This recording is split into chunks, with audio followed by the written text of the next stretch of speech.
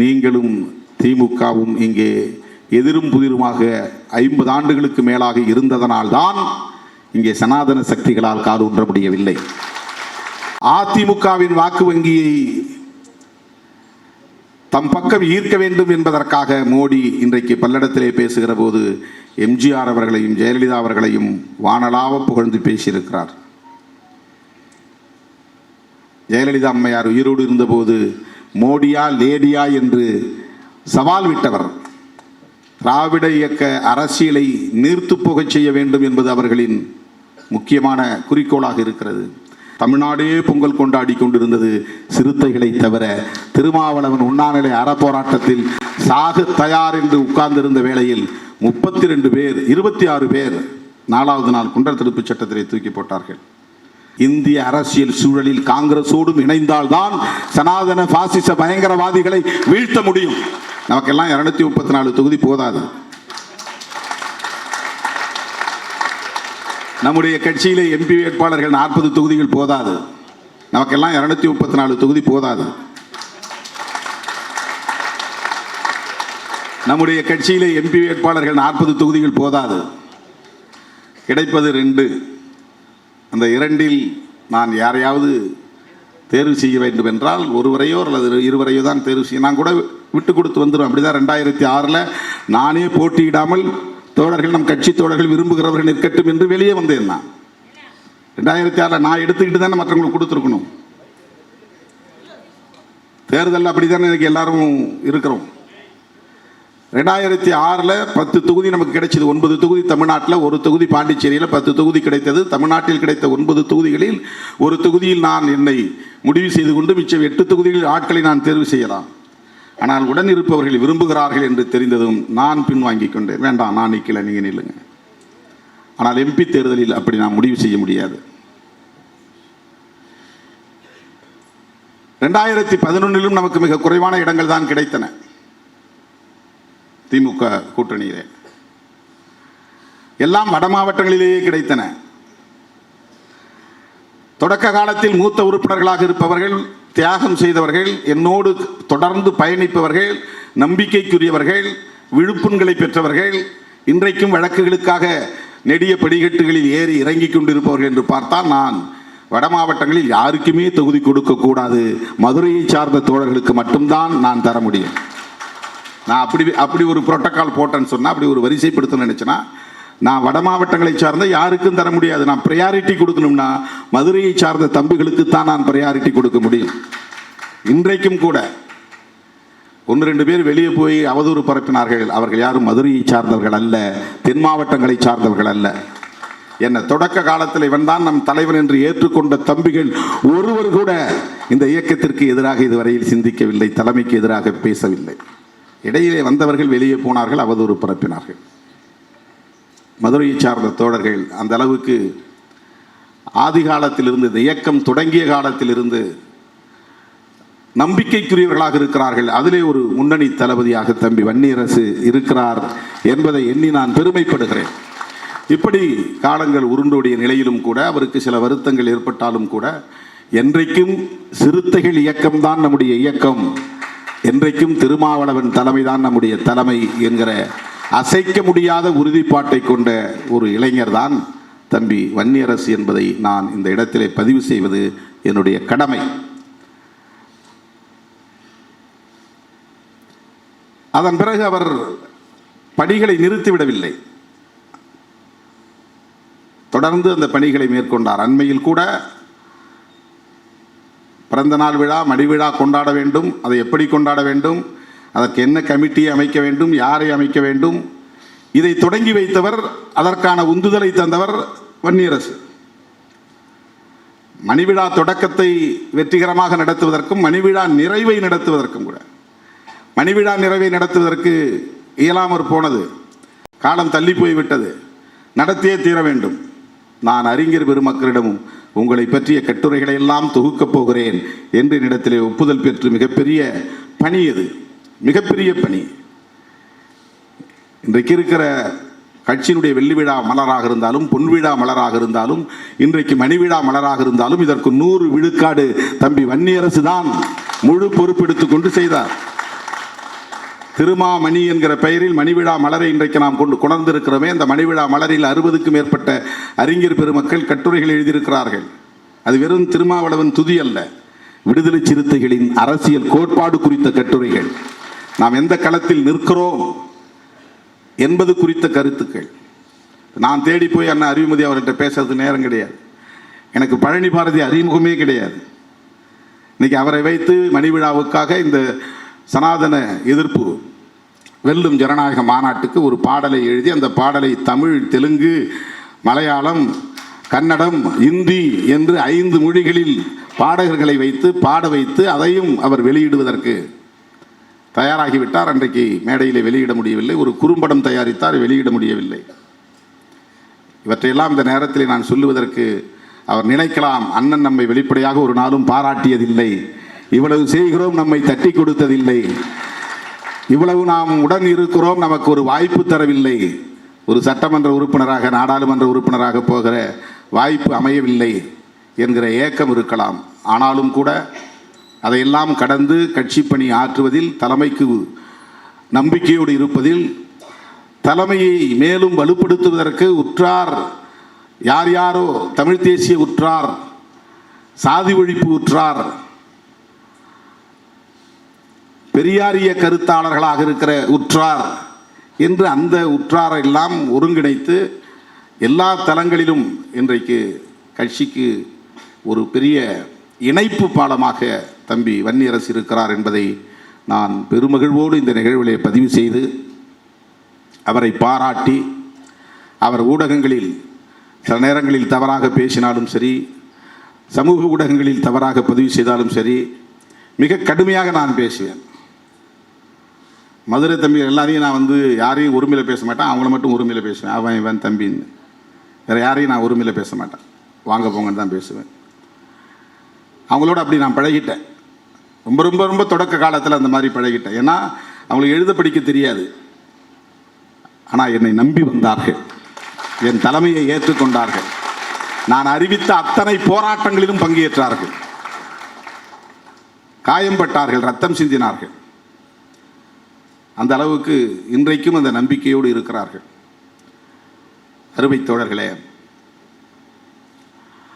தம்பி வன்னியரசு அவர்கள் சிவராஜசேகர் சொன்னதைப் போல ஒரு கருத்தை அண்மையிலே பதிவு செய்தார் காங்கிரஸை பற்றி. அது ராஜசேகருக்கு தெரியாது, வேறு யாருக்கும் தெரியாது. நான் வன்னியரசு வரை சொல்லி அறையிலே உட்கார்ந்து கண்டித்தேன். உன்ற நாளுக்கு நாள் மெச்சூரிட்டி வரணும், நீ முதிர்ச்சி அடைந்த தலைவராக உன்னை ஆளாக்கி கொள்ள வேண்டும். அரசியலில் பொது வாழ்வில் உணர்ச்சி வயப்படுவதற்கு இடம் கொடுக்கவே கூடாது. நாம் எல்லாவற்றையும் கடந்துதான் வந்திருக்கிறோம். நம்மை வீழ்த்துவதற்கு எவ்வளவோ சதிகள் நடந்தன. இன்றைக்கும் அவதூறு பரப்புகிறார்கள். தமிழ்நாட்டில் 40 நாடாளுமன்ற உறுப்பினர்கள் இருக்கிறார்கள், பாண்டிச்சேரி உட்பட. ஆனால் விழுப்புரத்திலும் சிதம்பரத்திலும் போய் காணவில்லை, கண்டா வர சொல்லுங்கள் என்று சுவரொட்டி ஒட்டுகிறார்கள். ரவிக்குமார் 24 மணி நேரம் தொகுதியிலேயே கிடக்கிறார்.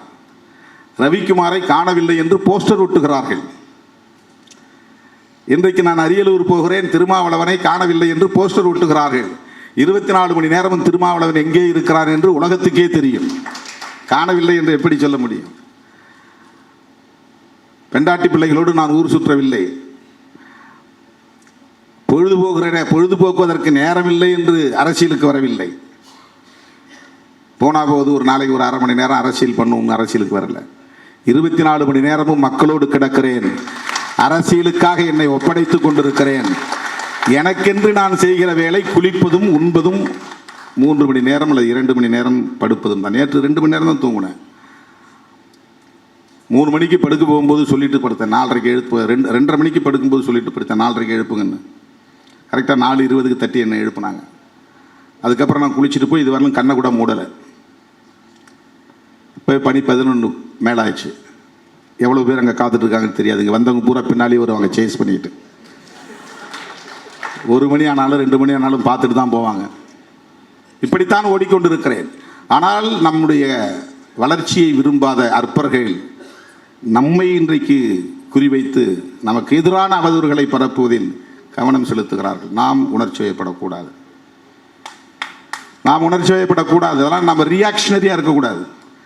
ஒருத்தர் சொன்னால் உடனே நாம் வந்து அதே வார்த்தையால் திட்டணும் அப்படிங்கிறது ரொம்ப அண்டர் லெவல்.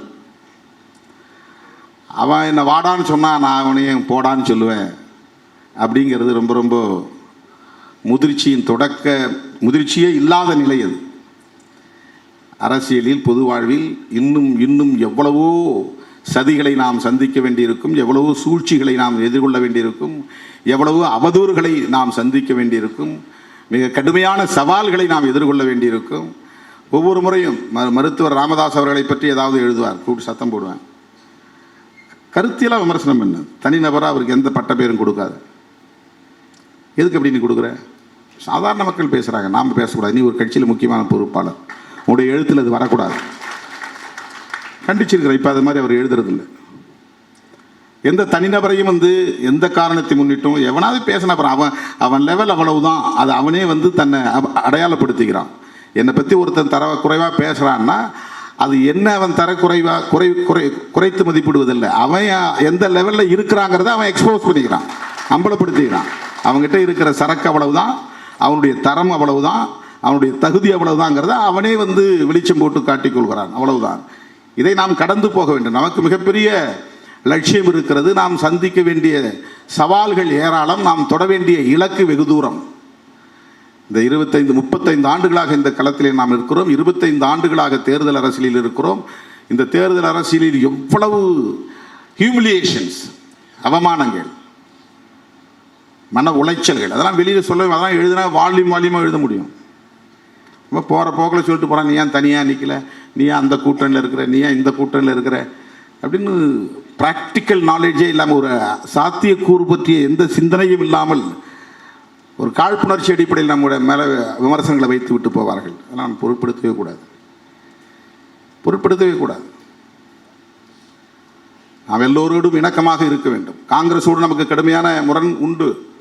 நான் 2009 உண்ணாநிலை அறப்போராட்டத்தில் அமர்ந்த போது ஈழத்திற்காக உயிரை கொடுத்து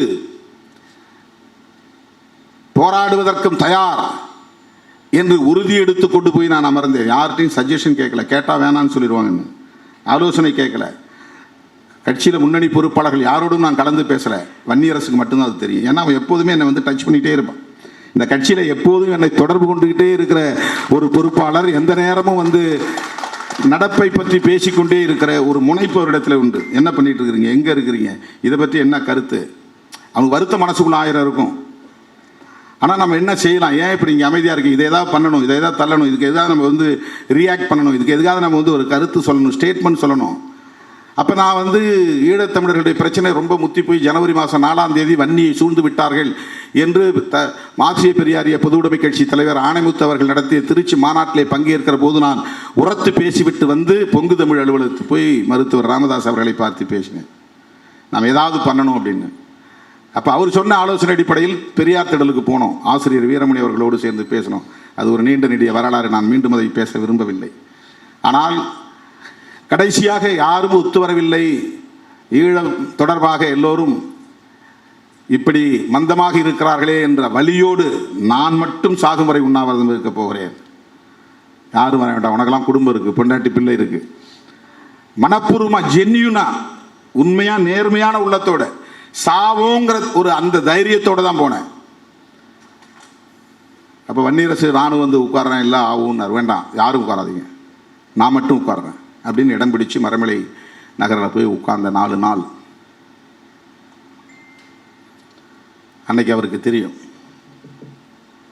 தோழர்களே, அந்த உண்ணாவிரதத்தின் போது ஈழத்துக்கு ஆதரவாக போராடக்கூடிய சக்திகள் ஓடி வந்து என் பக்கத்திலே அவர்களும் சேர்ந்து அமர்ந்திருந்தால், ஊக்கப்படுத்தி இருந்தால், விட வேண்டாம் என்று என்னை கட்டாயப்படுத்தி இருந்தால், தொடருங்கள் என்று உந்துதல் தந்திருந்தால், 5வது நாள் 6வது நாள் பொங்கல் முடிந்து, அது அப்போ பொங்கல் டேஸ், எல்லாம் பொங்கல் கொண்டாடி இருந்தாங்க.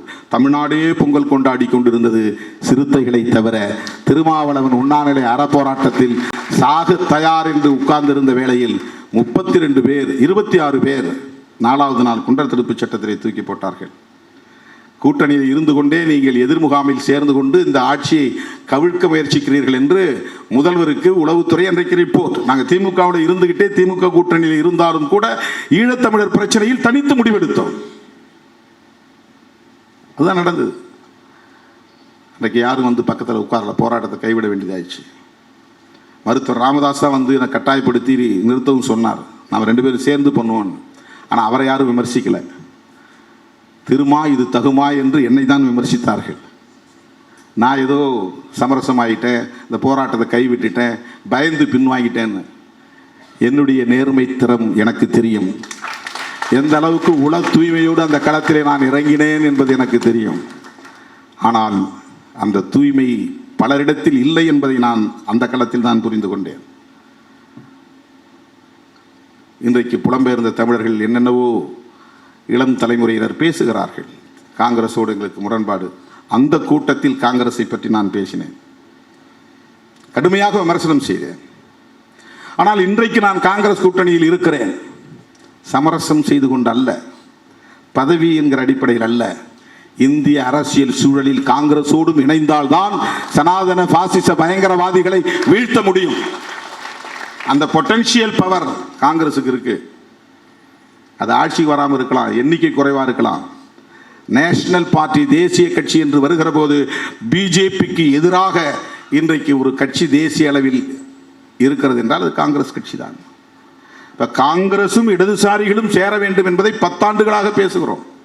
முதலாக மோடியை வேட்பாளர், பிரதமர் வேட்பாளர் என்று அறிவித்த போது கடுமையாக கண்டனம் தெரிவித்து ஆபத்தை உணர்த்தி பேசிய இயக்கம். அதை இன்றைக்கு SVR அவர்கள் தன்னுடைய அணிந்துரையிலே பதிவு செய்திருக்கிறார்.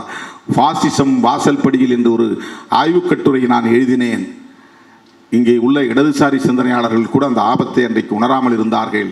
ஆனால் அந்த ஆபத்தை உணர்ந்த முதல் கட்சி விடுதலை சிறுத்தைகள் கட்சி தான் என்று பதிவு செய்திருக்கிறார்.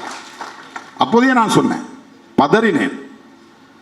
அந்த நாளிலிருந்து இந்த நாள் வரையில் பதறிக்கொண்டிருக்கிறோம். ஏன்னா ஐடியாலஜி தான். தனிப்பட்ட முறையில் நமக்கு மோடி அவர்களை பற்றி எதுவும் தெரியாது, காழ்ப்புணர்ச்சி கிடையாது. பிஜேபி பற்றி தனிப்பட்ட முறையில் நமக்கு எந்த முரண்பாடும் கிடையாது. இந்த நாட்டை பாதுகாக்க வேண்டுமானால் அவர்களின் கோட்பாடு சனாதனம் என்கிற பாசிசம் வலுப்பெற்று விடக்கூடாது. அதனால தான் இப்போ கூட நாம் வந்து தென்னிந்தியாவிலேயே EVM-ஐ எதிர்த்து 2 கட்ட போராட்டத்தை நடத்திய இயக்கம் விடுதலை சிறுத்தைகள் கட்சி தான். 2 கட்டம் போராட்டம் நடத்தியிருக்கிறோம். 2வது பேசும்போது நான் சொன்னேன், தேர்தலில் நாங்கள் போட்டியிடாமல் புறக்கணிக்கவும் தயாராக இருக்கிறோம், நாட்டை காப்பாற்றுவதற்கு, EVM-ஐ தடுப்பதற்கு என்று. இதெல்லாம் நான் வெறும் பேச்சா பேசல, ஆழ் மனதிலிருந்து சொல்றேன். அந்த அளவுக்கு ஆபத்து இருக்கு என்கிற காரணத்தினால் சொல்லுகிறேன். சும்மா நாங்கள் 2 பேர் ஜெயிச்சு போறதுனால ஒன்றும் பெரிய மாற்றம் நிகழ்ந்துட போறதில்லை. ஆனால் EVM-க்கு எதிராக போராட வேண்டிய தேவை இருக்கிறது. அந்த உணர்வை மக்களிடத்திலே வளர்க்க வேண்டிய தேவை இருக்கிறது. அதை நான் ஆழமாக உணர்ந்த நிலையில் தேர்தலை புறக்கணிக்கவும் தயார் என்று நான் சொன்னேன். தோழர்களே, தேர்தல் நெருங்கிக் கொண்டிருக்கிறது. தமிழ்நாட்டில் அவர்கள் என்னதான் தலைகீழாக நின்றாலும் அவர்களால் இங்கே வேரூன்ற முடியாது, காலூன்ற முடியாது என்கிற நம்பிக்கை நமக்கு உள்ளது. அதிமுகவின் வாக்கு வங்கியை தம் பக்கம் ஈர்க்க வேண்டும் என்பதற்காக மோடி இன்றைக்கு பல்லடத்திலே பேசுகிற போது எம்ஜிஆர் அவர்களையும் ஜெயலலிதா அவர்களையும் வானளாவ புகழ்ந்து பேசியிருக்கிறார். ஜெயலலிதா அம்மையார் உயிரோடு இருந்தபோது மோடியா லேடியா என்று சவால் விட்டவர். கருத்தியலாக அவர்களுக்கு பெரிய முரண் கிடையாது, அமைப்பு ரீதியாக அவர்களுக்கு முரண்.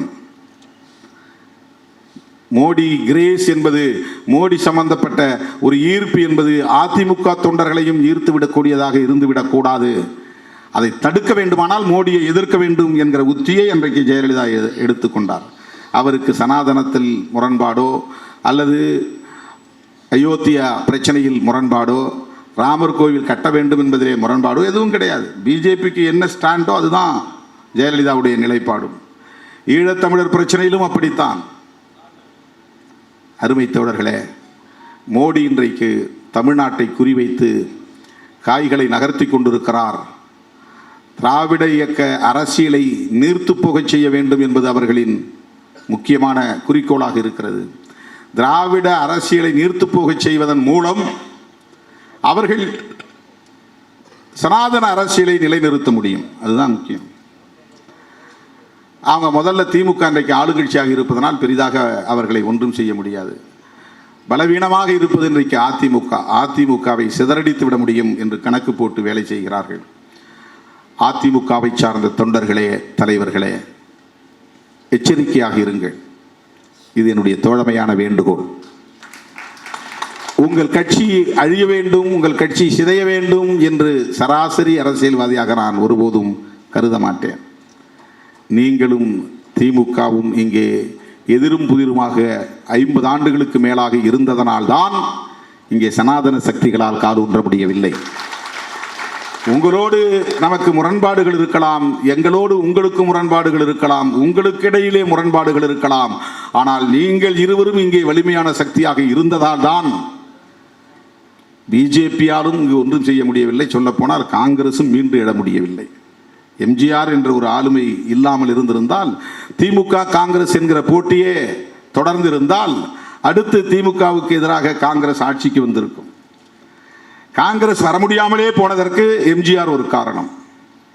காங்கிரஸ் தமிழ்நாட்டில் மீண்டெழ முடியாமல் போனதற்கு அதிமுக ஒரு காரணம். ஆகவே அதிமுக திமுக என்கிற 2 வலிமையுள்ள சக்திகள் இங்கே தொடர்ந்து இருதுருவமாக போட்டியிட்டுக் கொண்டிருந்த நிலையிலே, போராடி கொண்டிருந்த நிலையிலே, சனாதன சக்திகளால் இங்கே காலூன்ற முடியாமல் தடுக்கப்பட்டது என்கிற வரலாற்று உண்மையையும் நாம் மறந்துவிட முடியாது, மறைத்துவிட முடியாது, மறுத்துவிட முடியாது. சில பேர் என்ன சொல்கிறான், இவர் இங்கே சீட்டு போடுறதுக்காக பேசுகிறாருங்கிறான். அது அவன் புத்தி, எனக்கு இல்லை.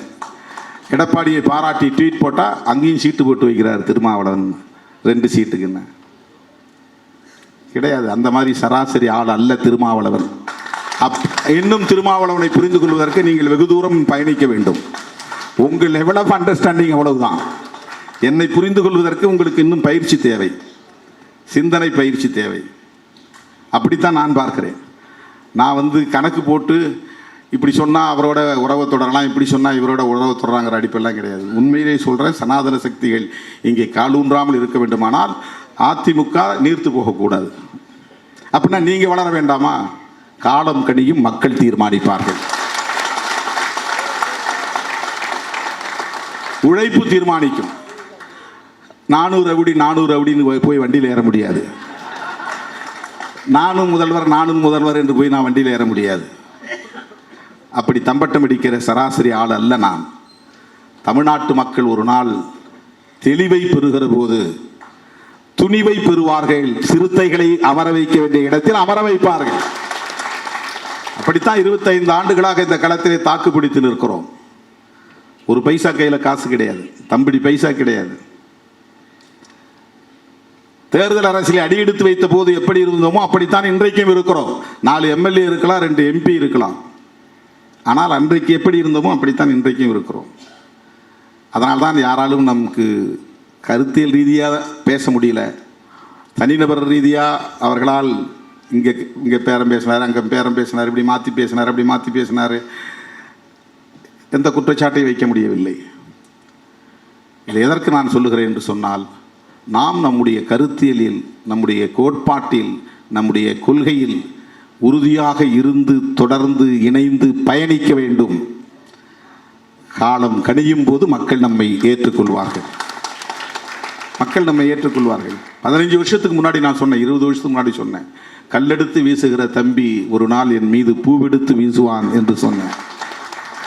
நான் ஒன்றும் ஞானி இல்லை. பூவெடுத்து வீசுகிறார்கள் இன்றைக்கு. அருமை தோழர்களே, இந்த களத்தில், இப்படிப்பட்ட இந்த பயணத்தில் எனக்கு பல வகையிலும் உற்ற துணையாக இருக்கிற தம்பி இன்றைக்கு ஒரு நூலின் படைப்பாசிரியராக, எழுத்தாளராக பரிணமித்திருக்கிறார் என்பதை எண்ணி நான் பெருமைப்படுகிறேன், வாழ்த்துகிறேன், பாராட்டுகிறேன். அனைவருக்கும் என்னுடைய நெஞ்சார்ந்த நன்றி, வணக்கம்.